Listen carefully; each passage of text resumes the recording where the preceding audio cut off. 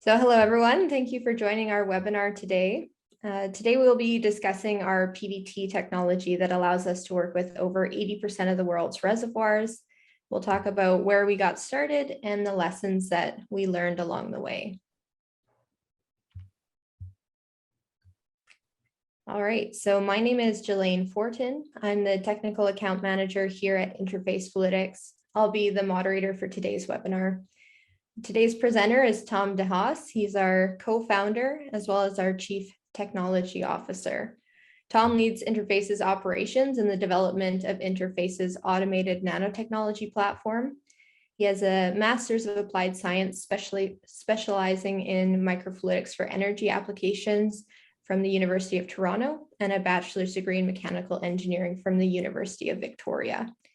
We also have David O'Brien joining us for the Q&A portion of today's webinar. Dave is a senior mechanical engineer with over 20 years of experience with pressurized lab equipment design. All right, so please feel free to post any questions in the chat or the Q&A box, and we'll be sure to get to them in the Q&A portion at the end of the webinar. If you'd like, you can also email us at webinar@Interface Fluidics. And be sure to follow us on LinkedIn and Twitter so you don't miss out on the next webinar and any technology updates that we have coming out. All of the links have been posted in the description. So Interface Fluidics transforms how the energy industry gathers and uses fluid information for more accurate, cost-effective, and environmentally conscious decision-making in the field. Our technology shows you how fluids behave at the pore scale and provides critical phase behavior information for building computer reservoir models. We help the energy industry cut chemical costs, increase ROI, and take the guesswork out of operations. Our smaller sample sizes also mean less energy use and lower emissions.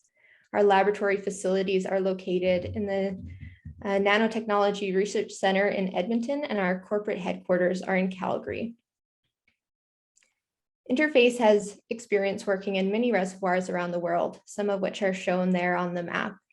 Our technology allows us to gain insights and provide solutions for fluid flow through porous media, from enhanced oil recovery to frac fluid optimization and regain conductivity. We also offer a suite of PVT and phase behavior analysis, including minimum miscibility measurement and MME, helping facilitate sequestration and gas injection. Other PVT offerings include asphaltene onset pressure, wax appearance temperature, bubble point, and dew point analysis. With that, I'll turn it over to Tom to walk you through today's webinar. Thanks, Jillian. Hi, everybody. As Jillian said, I'm Tom DeHaas, and I'm really excited to talk to you about all of the work that we've been doing here over the past 6 years on developing our high pressure, high temperature microfluidic platform. So we've been at this since 2016. The premise that we founded the company under was that there's a need in the world for a high pressure, high temperature microfluidic system to address some of the fluids questions in the energy industry. So when we started Interface, we were adapting technology directly from the University of Toronto. The first setups that we used were limited to about 50 bar pressure, but that setup was enabled to go to high temperatures, so up to 250, 300 degrees Celsius. As you'll see in the coming slides, it had a much different layout than what we currently use today. And since then, we've progressed 2017 at 100 bar, 2018 up to 200. Each time that we increased the pressure, we could enable new tests to be run that enabled new opportunities in the industry. So since 2020 and 2021 here, we've been able to increase the pressures of our system up to 600 bar. And I'm really excited to talk to you all about the 1,000 bar, 15,000 PSI system that we've developed over the past year here. And why do we need to operate at such high pressures and temperatures? So the reason is, this is a plot here with the y-axis having the temperature in degrees Celsius and the x is the pressure in bar. of various reservoirs, high pressure, high temperature reservoirs around the world. You can see that in 2018, 2019, we really weren't able to address many of the high pressure temperature fields in the world. And that was okay because we were mainly focused on systems with dead oil where the pressure wasn't as essential. Since then, we've been really moving into the world of pressure, volume, temperature, PVT measurements, and those require for the temperature and pressure to be accurately matched to the reservoir. So you can see the progression of our pressures over the years from 2019, about 325, 330 bar, up to today where we're at 1000 bar, 200 degrees Celsius. And the plan for next year to reach 1300 bar and 220. So that should enable us to capture the vast majority of the needs that people have in industry. So I'll quickly go through the different types of work that we've done each year and show some interesting video files here. This is an example of wax flowing through a microfluidic device, and so you can see the little particles there getting trapped. This was done at very low pressure back in 2016. In 2017, we started to move into some diffusion studies with some work that was published with Total, as well as working in the SAGD area and looking at high temperature surfactant flows. In 2018, we increased the pressure again, and we started to look at wax appearance, bubble point. This is a nice little picture of pure wax in a microchannel. So this isn't what you'd actually see with wax appearance temperature, but it's quite beautiful nonetheless. A wax appearance temperature measurement would just appear, single crystals would appear in the channel. But you can see the temperature going back up here and the wax melting again. In 2019, we started to look at asphaltene deposition, in situ rheology, and we started to look at putting together phase diagrams for gases. So in this, you can see asphaltene depositing on these pillars as a solvent precipitates out the asphaltene. Since then, we've also done asphaltene onset pressure, so looking at asphaltene precipitation based on pressure drop. In 2020, we really started to work on a collaboration with Equinor to qualify our minimum miscibility pressure tests. Since then, this work has been published, and we've shown really great correlation with slim tube data, and there's been another webinar on this particular topic, so we won't be diving too deep into this. If you're interested, you can go back, I'm sure, on YouTube and find that one. In 2021, 2022 here, we've got a very large amount of work on our plate. We're going to be developing a number of new PVT measurements, basically working to replace traditional PVT cell tests with a microfluidic test. So I'll walk through this design later, but this is a patented device that Interface has for measuring fluid phase behavior with 1000 microscale PVT cells on one microfluidic device. As I mentioned, Interface is working over the next 12 to 18 months to push out a number of new PVT measurements. There'll be some exciting news coming out on this with, we've found some great industry partners to work with. I can't spoil that, but there'll be some exciting announcements about that project in the next coming weeks. So this section here is where I get to talk about the mechanical engineering part, which is where my heart lies. I love the other parts, but this is something that I've been working on a lot since starting up the company. As I mentioned, we started with what we call our generation 1 analog holder or chip holder. This was adapted directly from a system at University of Toronto, where they had a separate heating chuck from the part that actually had the O-rings in it. There's 4 fasteners here to attach the microfluidic analog to the holder. And if you don't tighten these in the right order, then the chip crushes and it's quite difficult to load. So there was a lot of frustration among the folks working in the lab with this design, but it was able to go up to really high temperatures because the hot portion of the chip holder is separate from where the O-rings are that actually attach to the chip. And then there's a cooling system here to actually cool down the O-rings so that they don't overheat. When we initially moved this design over from University of Toronto, we had the drawing set and we just got it made. And it turns out that there was a number of challenges. So here you can see the O-rings, and as we increase the pressure, you can see the O-rings actually come out of their grooves and start to expand and then eventually fail. Since this first design, we've improved greatly on these different design features and managed to go into a lot higher pressure regimes. So after the initial version of the analog holder, the chip holder that was adapted from University of Toronto, we developed our own system because of the problems that I said around being able to load microfluidic devices quickly and being able to accurately and repeatably seal.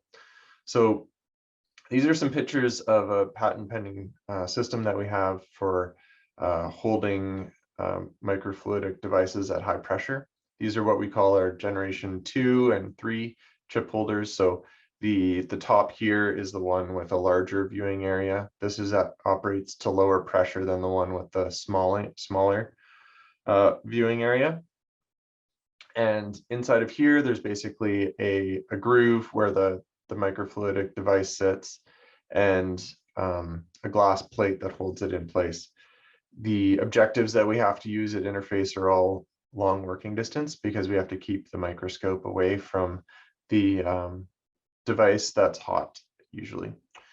So this system let us be able to load and unload microfluidic analogs in less than 30 seconds, which is a huge help if you're running a high throughput laboratory like we do.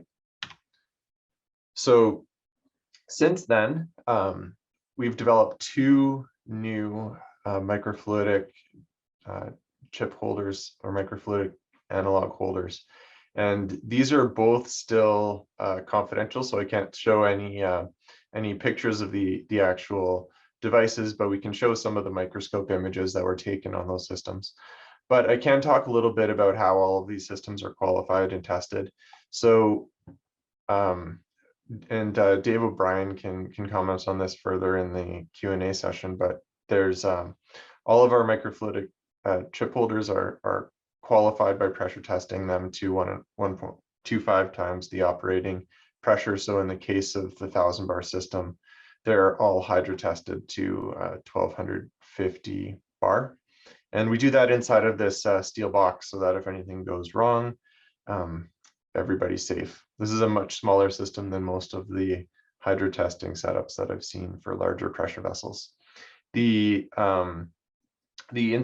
volume inside of our microfluidic devices is on the order of microliters, and so there isn't a lot of contained energy to be released in the case of microfluidic device failure. So this box is more than enough. The innovation on our high pressure capabilities comes in 2 places, both on designing the microfluidic analog holder, the chip holders, and the actual analogs themselves. So all of our microfluidic analogs are fabricated here in Edmonton at the NanoFab Center. We have we do all of our own fabrication chip design or microfluidic analog designs. And since we started, we've developed a number of best practices for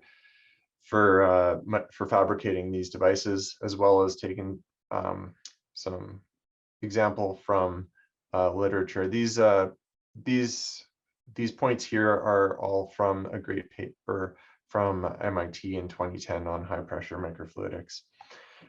Some things that we keep in mind when designing these analogs for really high pressure operations is to limit the amount of sharp corners on our designs. So here you can see an example of channels that are curved nicely. They don't have sharp edges. We keep the channels at least twice the channel width apart from each other. So here you can see a periodic structure in a silicon wafer. We want to make sure that the silicon that's holding the device together is wide enough that the pressure doesn't cause it to rip apart. And different types of channel cross sections based off of the type of etching that you're using will give different maximum pressures. At Interface, the silicon devices that we use are pretty much exclusively rectangular in shape, with the exception of nanoscale features, which are this trapezoidal shape. And yeah, the more channel area that you have in a microfluidic device, the more prone to failure it is.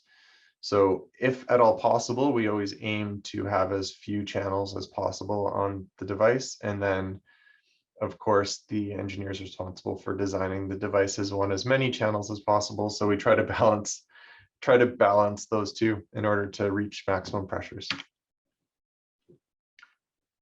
Okay, so here's some actual footage from our 1000 bar microfluidic system. This is the first time that this has been shown publicly, which is really exciting. Here we have a droplet of pentane inside of water. And what we're showing here is that as we pressurize the water, this droplet shrinks, and we can measure the size of the droplet and compare it to well-accepted data out of the National Institute of Standards in the US. So here we can see if I just sort of scrub through this, it's a bit easier to see. You can see how the droplet gets smaller as the system gets pressurized. And so this is a very early piece of development work as we lead towards running other types of tests that require us to isolate fluids and channels and increase the pressure. And controlling a system like this is actually very difficult because you can have no flow on the outside of the device in order to keep this droplet stationary.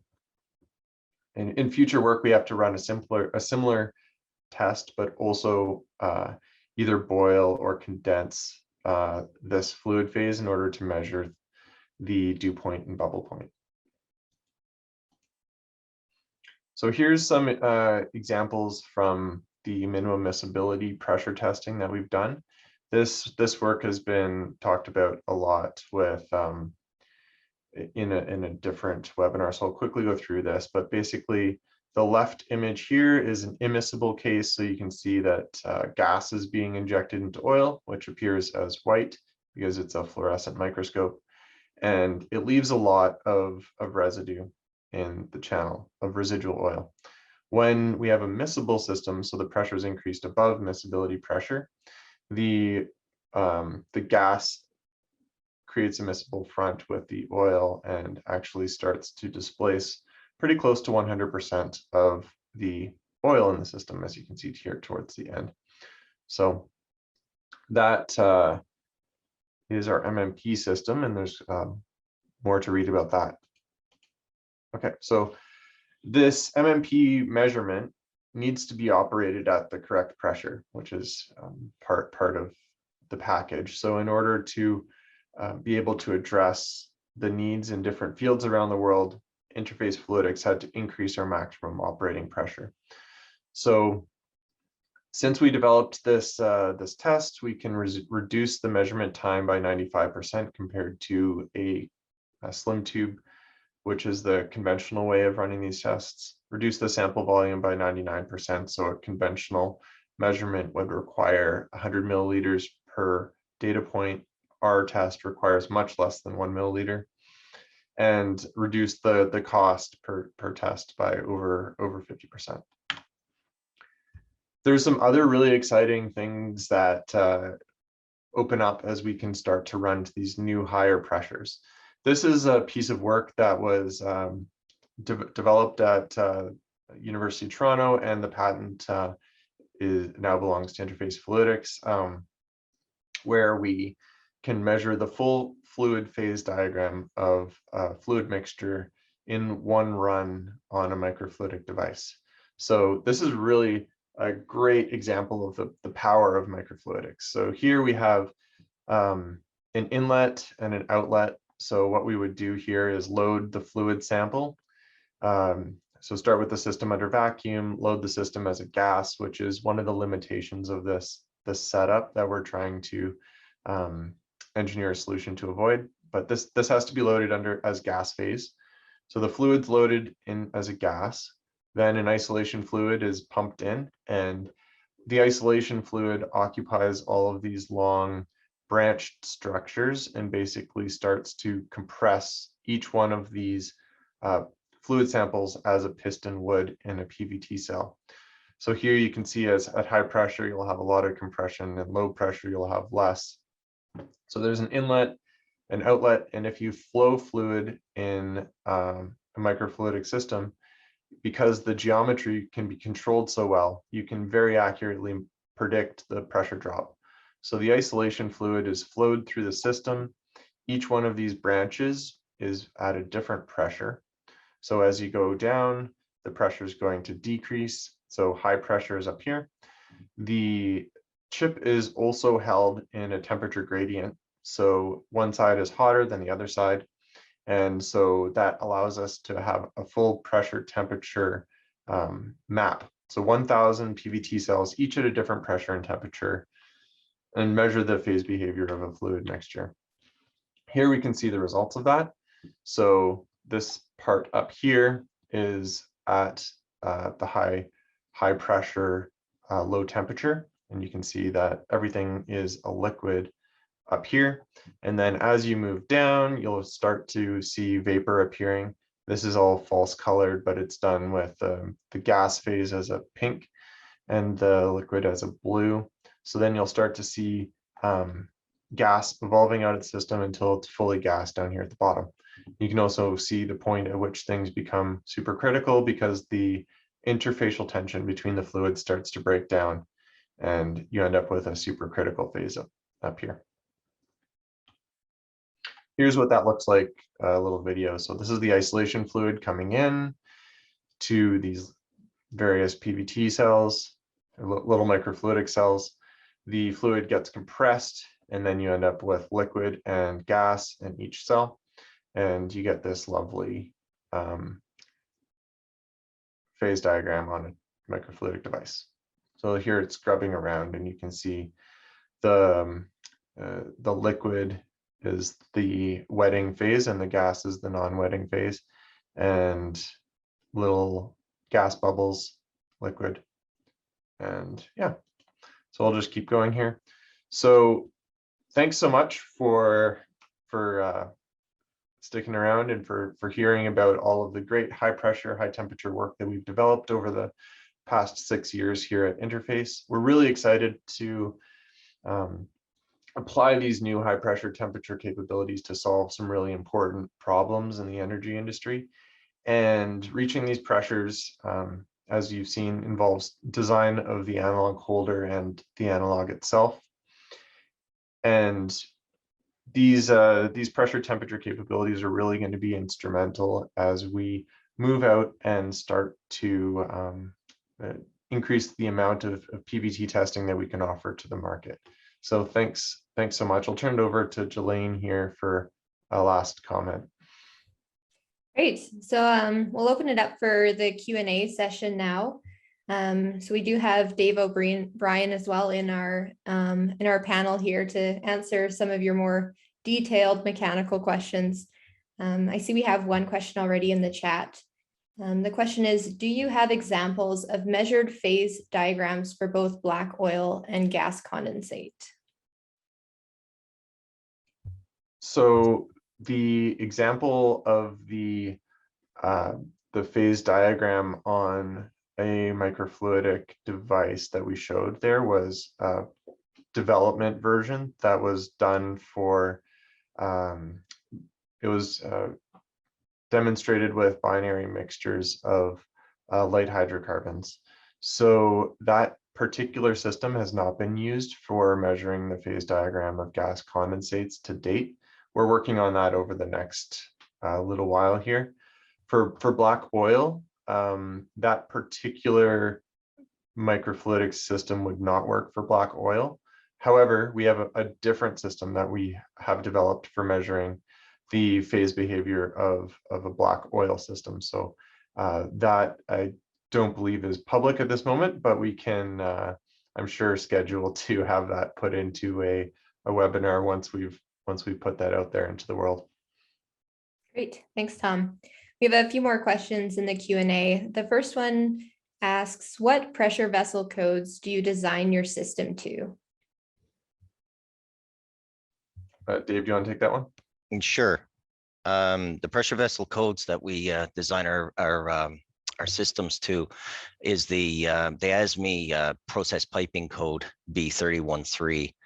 The reason being is they're a little bit more lax on materials wise, because the Section 8 Div 2 is very stringent on materials. So you can't use a lot of the exotic materials that we want to look at for some of the chemical compatibility.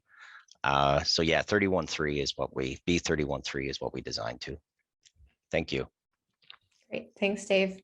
Another question is, you briefly mentioned temperatures of 200 degrees Celsius. Do you have plans to work on higher temperatures in addition to higher pressures?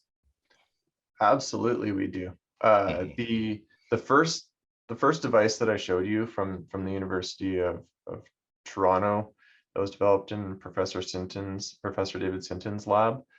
That system actually did go to about 300 or above 300 degrees Celsius. The reason being that it separated the hot part of the microfluidic analog from the cold part where the O-rings are, and that's the same setup that's used in Professor Jensen's lab in MIT. It's nice because you can keep the old O-rings cold. For lots of PVT applications, you actually can't have a cold spot as you flow live fluid onto the microfluidic analog, because it drops out some of the waxes. So that system may not be the best for us as we go up to higher temperatures. We have a path to going to 300 to 320 on our current microfluidic device holders. The limitation is usually the polymer that the O-rings are made out of. There isn't a lot on the market that runs above 320 degrees Celsius. So there's a clear path to getting to 300 degrees Celsius at these high pressures. If we drop the pressure down substantially, getting up to 300, 350 degrees Celsius is quite possible if you separate the hot part of the microfluidic analog from where the O-rings are. Great. Thank you, Tom. And thank you, Dave. So if there's any more questions that haven't been put in the Q&A or chat, feel free to add them. You're also welcome to email us at webinar@interfacefluidics.com or post a question on our YouTube channel, and we'll be sure to get back to you. So thanks again, and we'll see you for the next webinar.